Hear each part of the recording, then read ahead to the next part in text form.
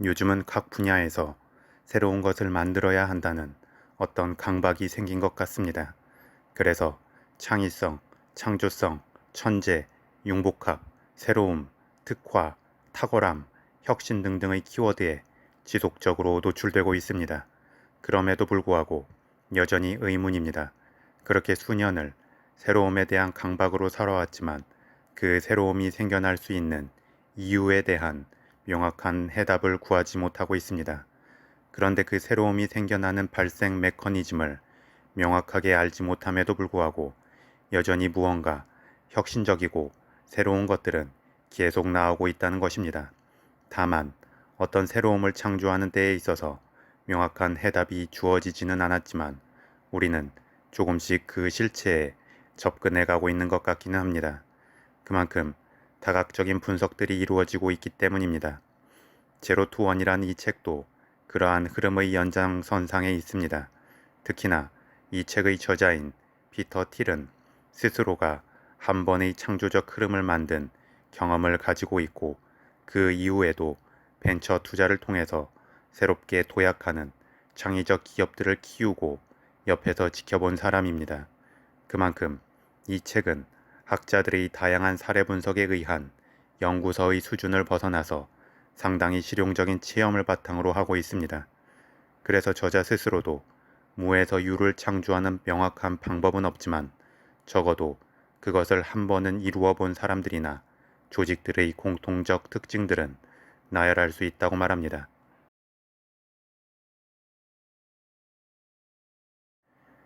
우리는 경제나 경영 관련 공부를 할 때 독점은 나쁜 것이라고 보통 배웠습니다. 또한 실제로도 반독점법이 존재하고 있고 시장에서 어떤 독점적 지위를 행사하려고 하면 많은 지탄을 받습니다. 하지만 피터 틸은 처음부터 정반대의 선언을 합니다. 독점은 나쁜 것이 아니라는 것입니다. 우리는 지금까지 경쟁을 당연한 것으로 여기게끔 세뇌되어 왔습니다. 그래서 시장 상황을 전쟁에 비유하고 그 덕분에 경영 관련 전공자들이 마치 육군 사관생도처럼 손자의 손자병법이나 클라우제비치의 전쟁론을 옆에 끼고 다니는 것이 자연스러운 현상이 되었습니다. 하지만 시장은 절대 파괴적인 전쟁과 다르며 그렇기 때문에 전쟁과 유사하게 생각되는 시장 경쟁은 생산적 행위가 아니라 파괴적인 것입니다. 지금까지 우리는 경쟁을 신성시하고 힘든 경쟁을 통해 이룩한 성과만이 가치가 있는 것으로 생각해 왔습니다. 그리고 그러한 치열한 경쟁이 있기에 이 세상은 발전할 수 있었다고 말합니다. 하지만 피터 틸은 자본주의와 경쟁은 상극이라고 말합니다. 자본주의는 자본의 축적을 전제로 하고 있지만 완전 경쟁 하에서는 경쟁을 통해 모든 이윤이 사라져 버린다는 것입니다. 따라서 기업가들이 명심해야 할 것은 지속적인 가치를 창출하고 또 보유하고 싶다면 차별화되지 않는 제품으로 회사를 차리지 말라는 것입니다. 이 책에서는 항공사와 구글을 비교합니다. 미국의 항공사들은 매년 수백만 명의 사람들을 실어 나르고 수천억 달러의 가치를 창출하지만 2012년 기준 승객 1인당 벌어들인 수익은 편도 평균 금액인 178달러 중에서 겨우 37센트였다고 말합니다. 반면 구글은 항공사들보다 적은 가치를 창출하지만 2012년 기준 매출의 21%가 이익이었다고 합니다. 그래서 이익률로 따지면 구글은 항공사들보다 100배나 높은 수익을 낸 것입니다. 결국 구글은 이제 미국의 모든 항공사의 가치를 합한 것보다 3배나 큰 가치를 지닌 기업이 되었습니다. 여기서 핵심은 항공사들은 경쟁을 통해 끝없이 가격 경쟁에 노출되어서 제대로 된 수익을 올리지 못하고 있지만 구글은 경쟁자가 없는 독점이기 때문에 아무런 가격 경쟁 없이 스스로 가격을 정할 수 있다는 것입니다.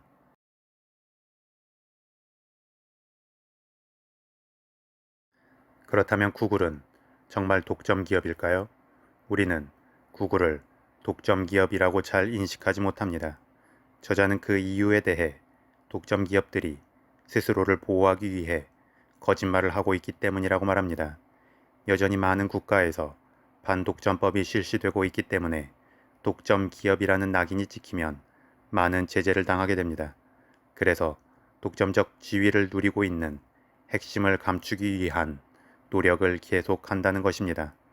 실제로 구글이 손을 대고 있는 모든 사업 분야에서 확연한 독점적 징후를 잡기가 어렵습니다. 구글은 검색 엔진 시장에서 68%의 점유율을 차지하고 있지만 여전히 마이크로소프트와 야후가 건재합니다. 또한 광고 영역에서 본다면 전 세계 광고 시장에서 3.4%의 점유율만 차지합니다. 게다가 구글을 기술 기업의 영역에 놓고 본다면 많은 소프트웨어와 로봇 자동차, 안드로이드 폰, 웨어러블 컴퓨터를 생산하고 있지만 여전히 전 세계의 기술 제품 시장에서 구글이 차지하는 비중은 0.24% 이하입니다. 결국 실제로 구글 매출의 95%는 68%의 점유율을 차지하고 있는 검색 엔진에서 나옵니다. 그런데 재밌는 것은 구글은 여전히 검색 엔진 분야에서 독점 기업도 아닐 뿐더러 구글 스스로도 자신을 검색 엔진 회사로 여기지 않고 고작 0.24%의 점유율만 차지하고 있는 기술 기업의 하나로 정의하고 있다는 것입니다. 이를 통해서 주변의 견제와 의심, 그리고 집중적 관심에서 비껴나 있는 것입니다.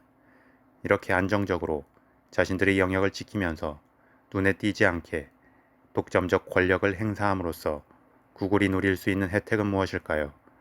거대한 이익을 내는 것은 당연한 것이고 다른 경쟁 업체와 가격 경쟁을 할 필요가 없으며 이런 안정적인 상황에서 얻은 이익을 직원과 제품에 투자하여 훨씬 더 장기적인 미래에 대한 계획을 세울 수 있습니다. 그리고 그것을 통해서 또 다른 독점적 지위를 차지할 수 있는 기술을 개발하게 되고 자연스럽게 다음 단계로 넘어가는 것입니다. 이는 지금의 눈앞의 경쟁에 눈이 멀어서 장기적인 계획도 세울 수 없을 뿐더러 큰 이익도 남기지 못하고 결국은 소멸할 운명에 있는 여타의 기업들과 대비가 되는 모습입니다. 저자는 새로운 것을 창조해서 독점 기업이 되는 것을 0에서 1이 되는 것이라고 말합니다. 그래서 독점 기업이 되는 것은 수직적 이동이자 차원이 바뀌는 하나의 도약인 것입니다. 반면 고만고만한 회사들끼리 계속해서 비슷한 것을 만들어내는 것은 1에서 n이 되는 과정일 뿐입니다. 그래서 다른 회사들과 경쟁에 도전장을 내밀면서 완전 경쟁 시장에 들어가는 기업은 수평적 이동만 하게 됩니다. 결국 저 사람도 하는데 나라고 못할 게 뭐냐는 식의 마인드를 가지고 쓸데없이 경쟁 시장에 들어가서 소모전을 하지 말라는 것입니다. 그리고 실제 비즈니스 세계에서는 안나 카레니나 법칙이 적용되지 않고 오히려 반대라고 말합니다. 안나 카레니나 법칙에서는 행복한 가정은 모두 비슷비슷하다. 불행한 가정들은 모두 제각각의 이유로 불행하다 라고 말합니다. 하지만 비즈니스 세계에서는 불행한 기업들이 제각각 다른 것이 아니라 행복한 기업들이 다들 서로 다르다 라는 것입니다. 이는 행복한 기업들이 각각 독특한 문제를 해결해 독점을 추구했기 때문입니다. 반면에 실패한 기업들은 한결같습니다. 경쟁을 벗어나지 못했다는 것입니다. 그렇다면 우리가 소위 창조적 업적을 남긴 기업이라고 말하는 마이크로소프트, 구글, 페이스북, 아마존, 페이팔 같은 회사들은 도대체 어떤 특징들을 가지고 있는지 살펴볼 필요가 있습니다. 이에 저자는 다음과 같은 공통된 4가지 특성을 말합니다.